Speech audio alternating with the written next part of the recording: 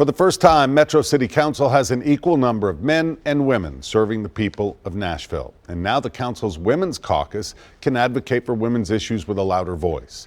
News Channel 5's Amy Watson tells us it's a change they credit all the way back to the suffrage movement.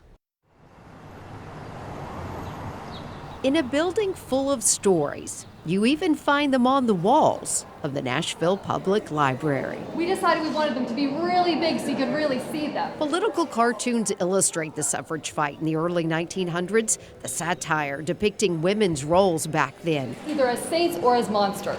Ironically, those women paved the way for these women.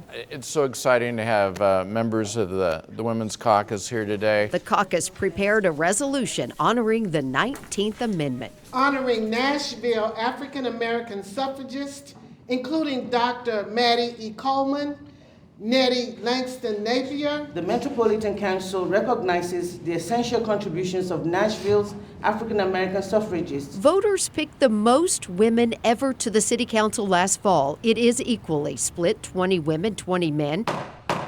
And Zulfat Swara is also the first Muslim elected to office in Nashville. To have a council where 50% are women that are able to make decisions about our families, about women issues, about our children issues, I think is monumental. And I think that when these women were fighting 100 years ago, that's what they envisioned. Jennifer Gamble represents District 3. Fortunately, I'm in the generation that has benefited quite a bit from the suffrage movement, and I feel it's my duty to continue that torch to make it better for the next generation. The women also toured a new permanent Votes for Women exhibit opening this summer, and they call it powerful.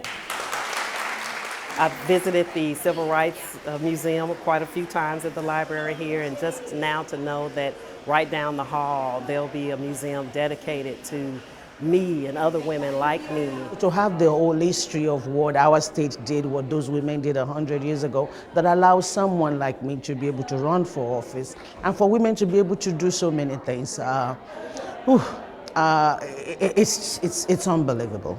It's unbelievable. There you go. Yeah. Their group picture shows their strength in numbers in a library that will soon tell the new stories of courageous women in politics. In Nashville, Amy Watson, News Channel 5. News Channel 5 is a proud partner with the Votes for Women project. Over the next year, we'll be taking an in-depth look at Tennessee's role in that historic decision.